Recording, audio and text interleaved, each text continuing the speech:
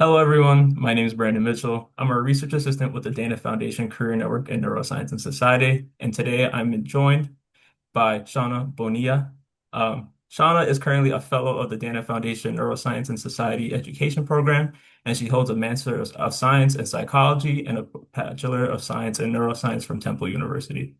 With a background and passion in classroom teaching and science education, Shawna found an intersection in philanthropy and education program development within neuroscience.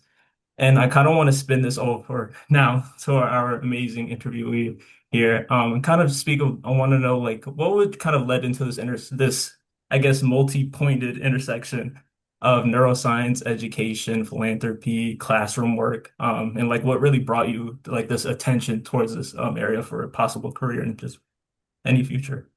Yeah, absolutely. Thank you so much for this opportunity. I just want to start that off with because it is a very interesting pathway that I had to get me here. Um, I think it might make the most sense to start at the very beginning, where when I entered into my undergraduate program, I was an aspiring doctor with a biology degree. And over the course of that freshman year, I had my great grandmother had to have a neurosurgery. And I am from a low income community and really didn't have a lot of science background before I entered into college. And so I started to look deeply into neuroscience and what that was to have a greater understanding of the things that were happening in my family. During this time, I realized how many opportunities existed for students that came from different backgrounds and how I want to start sharing that knowledge with those in the community. Temple University is situated in North Philly, and it is in a very historically Black neighborhood that has low income students. And so I decided to start volunteering my time to the local elementary and middle schools, providing some additional science context that I was learning over the course of my program. Especially having never been in a lab before, I started putting together labs for the elementary and middle school students, which I very quickly learned that elementary school is not the career path for me. I very quickly transitioned over to high school, but it really gave me an eye-opening opportunity to what opportunities I wanted to provide to everyone as I continued through my training. One of the things that I decided to do was take a pause from pursuing med school after I graduated with my bachelor's in neuroscience, and I decided to join Teach for America. And Teach for America sent me from Philadelphia to North Alabama, which is very different. And I had the opportunity to lead, design, and implement a long-term management of a STEM program in biotechnology in a school district operating under a desegregation consent order, which is a very unique intersection of looking at federal management as well as education and science. And so I revamped a biomedical program into two pathways, one for health science for those that wanted to pursue nursing or a physician position, and then also a biotechnology program, which was much more in line with the passions that I had curated in my undergraduate degree. So I started designing courses in genetics, genomics, neuroscience, biotechnology, bioinformatics, and providing students with opportunities that I had never seen before. And I knew that it could be informative and impactful for them to at least be exposed to it in their high school careers. From that point, I was also inspired by my students and I want to continue doing research. So I had to make the choice 3 years in of do I pursue med school during this break that I was going to have, or did I want to continue providing these opportunities to students? And I chose the students as well as myself. So instead, I decided to pursue a master's of science in cognitive psychology. And that afforded me the opportunity to still stay in tune with lab work and research, but also bring back those skills into the classroom and ensure that my students were having this ongoing understanding of what the research climate looked like before they decide to apply out to colleges.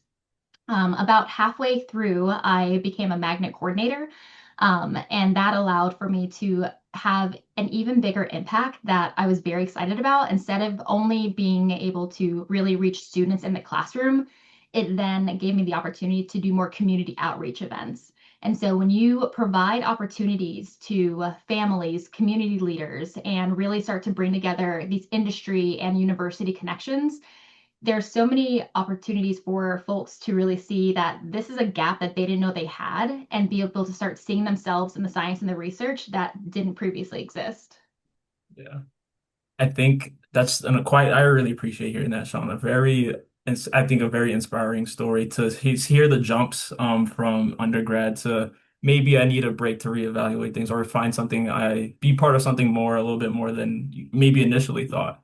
And seeing it transpire and kind of unravel into this nice little space of, hey, I want to share with others that I've been around before and that I know who haven't met these opportunities while also still sharing the education behind how to get these things, where these things come from. Um, I think it's just an amazing and finding that still holding on all the education, the pieces of education, the pieces of philanthropy that just all kind of building into each other just naturally. I think is an amazing story to hear. So with these jumping of roles that you've had over time, which I know it's probably hard to choose, but which one would you say kind of t spoke to you a little bit more in the sense of like, yep, this is the turning point? I know we kind of really kind of hinted at it a little bit, but I want to hear like a little bit more depth of what you have to say. Absolutely. I think one of my driving forces has always been really deep community engagement. And as I progressed through that first half of my career, I realized that there were some system-wide issues that created a lot of barriers for access.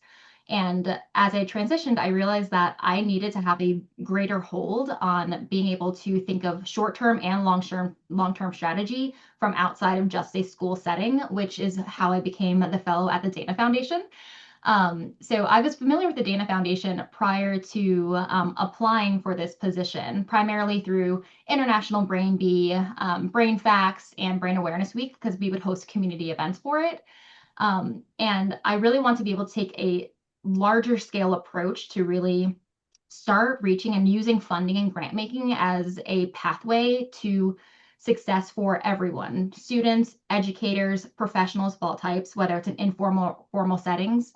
And I really resonated very deeply with the Dana Education Program's goal, which is to truly enrich neuroscience education by fostering a vibrant educational ecosystem that illuminates neuroscience's direct application to people's lives.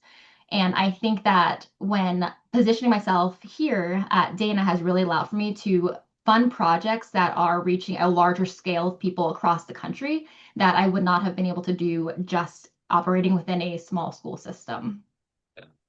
Yeah, it's like you said, it's that almost that initial small experience, or not even small, but that level experience that lets you understand there's more to it.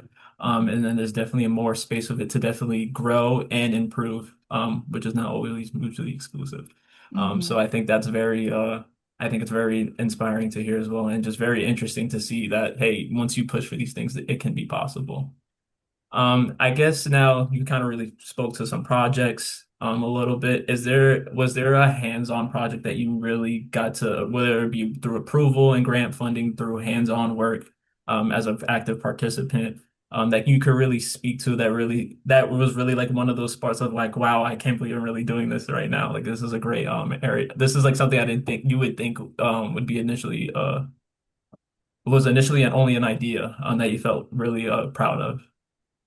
There's quite a few projects over the course of the last 2 years that I've helped to either ideate on or fund that I think are really impactful in several different ways and really reach those areas that I was discussing.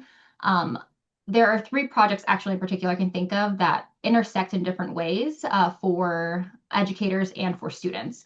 One of them would be Baylor University's NeuroCase Chronicles. It's a standalone immersive classroom curriculum for middle school students. And this is a very unique program in that across their three campuses, all middle school students, all sixth graders will be learning a neuroscience curriculum and expanding that out to what does neuroscience and society look like. In a contrast to this, we have a high school experiential inquiry driven program through Vanderbilt University that is addressing for high school students to then lead research to be able to take a look at attention mechanisms and memory and how that can influence the policy and the regulations that are involved in their school district.